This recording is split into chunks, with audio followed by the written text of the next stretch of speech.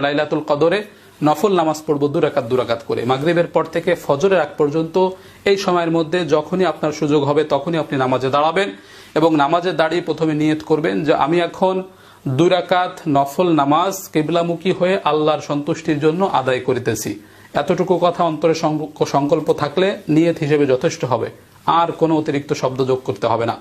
এইভাবে নিয়ত করে আল্লাহু আকবার বলে দাঁড়িয়ে যাবেন, সানা পড়বেন সুবহানাকাল্লাহুম্মা অথবা আল্লাহুম্মা বাঈদ বাইনি। সানা পড়ার পরে আউযু বিল্লাহ বিসমিল্লাহ পড়ে আলহামদুলিল্লাহি রাব্বিল আলামিন সূরা ফাতিহা শেষ করার পরে বিসমিল্লাহ পড়বেন। বিসমিল্লাহ পড়ে যে কোনো একটা সূরা পড়বেন। এখানে নির্দিষ্ট কোনো সূরা নেই যে এই সূরা পড়তে হবে, যে কোনো সূরা আপনি পারেন পড়বেন।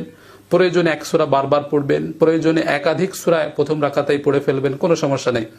এভাবে সূরা পড়ার পরে আল্লাহু আকবার বলে রুকুতে চলে যাব, সামি আল্লাহু লিমান হামিদা বলে রুকু থেকে উঠবো, স্বাভাবিক নিয়মে আবার সেজদা করব, আল্লাহু আকবার বলে 2 সেজদা করব, আল্লাহু আকবার বলে দাঁড়িয়ে গিয়ে দ্বিতীয় রাকাত শুরু করব।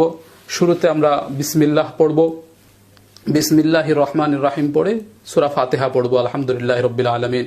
সূরা ফাতিহা শেষ করার পরে আবার বিসমিল্লাহ পড়ে যে কোনো একটা সূরা পড়ব, একাধিক সূরাও পড়তে পারি বা এক সূরা বারবারও পড়তে পারি। এভাবে সূরা পড়ে আবার আমরা আল্লাহু আকবার বলে রুকুতে চলে যাব, এরপরে সেজদা করব, 2 সেজদা করে বৈঠকে বসে যাব, তাশাহুদ পড়ব আত্তাহিয়াতু লিল্লাহি, এরপরে দুরূদ শরীফ পড়ব, এরপরে দোয়া মাসুরা পড়ব, এরপরে সালাম ফিরাবো, আসসালামু আলাইকুম রাহমাতুল্লাহ, আসসালামু আলাইকুম রাহমাতুল্লাহ। এই যে হয়ে গেল লাইলাতুল কদরের নফল নামাজ।